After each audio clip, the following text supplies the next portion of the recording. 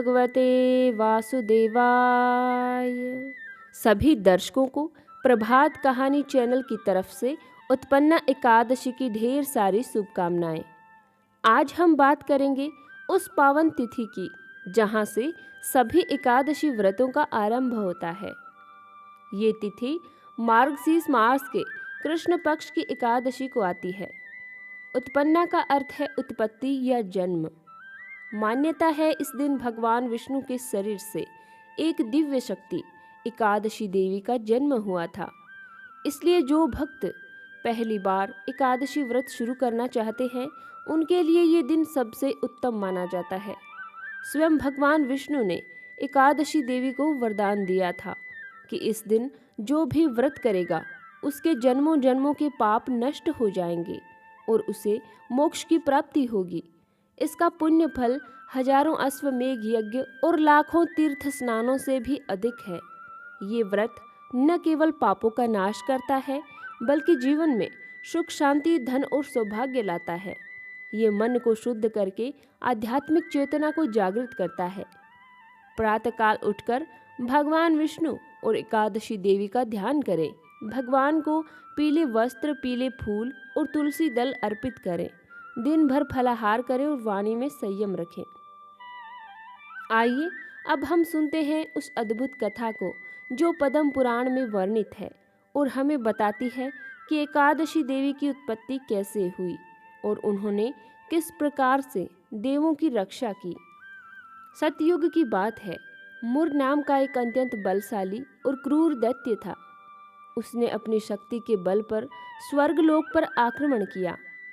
उसने इंद्र, वरुण, वायु, अग्नि और सभी देवताओं को पराजित कर स्वर्ग से निकाल दिया और स्वयं सभी के स्थानों पर अधिकार जमा लिया। देवता भयभीत होकर भटकने लगे। अंततः वे कैलाशपति भगवान शिव के पास पहुँचे।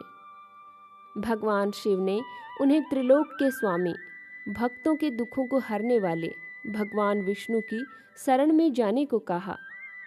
देवताओं की करुण पुकार सुनकर भगवान विष्णु ने उन्हें आश्वासन दिया और वे देवताओं के साथ मुर की नगरी चंद्रावती पहुँचे। वहाँ भगवान विष्णु और मुर दैत्य की सेना के बीच भयंकर युद्ध हुआ। भगवान ने अपने अस्त्र शस्त्रों से कई दैत्यों का संहार किया, लेकिन मुर दैत्य तो अविचल रहा और भगवान से वर्षों तक युद्ध करता रहा।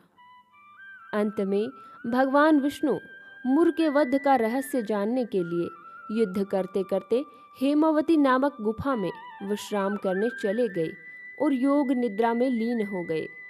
और ये तो भगवान की एक लीला थी। दैत्य मुर भी गुफा में आ गया और भगवान को सोया हुआ जानकर उन पर प्रहार करने के लिए अपनी तलवार उठाई। ठीक उसी क्षण भगवान विष्णु के शरीर से एक दिव्य तेजस्वी और शस्त्रधारी स्त्री शक्ति उत्पन्न हुई। इस देवी ने मुर को युद्ध के लिए ललकारा। दोनों के बीच भयंकर युद्ध हुआ। एकादशी देवी ने अपनी शक्ति और वीरता से मुर दैत्य का सिर धड़ से अलग कर दिया, जिससे दैत्य का अंत हो गया। जब भगवान विष्णु अपनी योग निद्रा से जागे तो उन्होंने मुर को मृत पाया और उस दिव्य देवी को युद्ध से निवृत्त होते देखा। भगवान ने प्रसन्न होकर पूछा, हे देवी, तुम कौन हो और तुमने इस दैत्य का संहार कैसे किया? देवी ने सारी कथा सुनाई।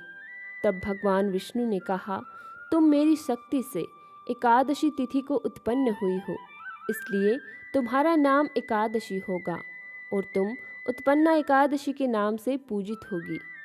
उन्होंने वरदान दिया कि जो भी तुम्हारी तिथि पर व्रत करेगा उसे समस्त पापों से मुक्ति और मोक्ष की प्राप्ति होगी। तो श्रोताओं, उत्पन्ना एकादशी हमें सिखाती है कि हमारे अंदर भी एकादशी देवी जैसी एक दिव्य शक्ति है जो हमारे अंदर के मुर दैत्य, क्रोध, लोभ और अहंकार का संहार कर सकती है। तो आइए इस वर्ष हम भी सच्चे मन से ये व्रत करें और भगवान विष्णु के साथ एकादशी देवी का आशीर्वाद प्राप्त करें। अगर आपको ये कथा पसंद आई हो तो वीडियो को लाइक करें। ऐसे ही धार्मिक ज्ञान के लिए हमारे चैनल को सब्सक्राइब करें। कमेंट में जय श्री हरि अवश्य लिखें।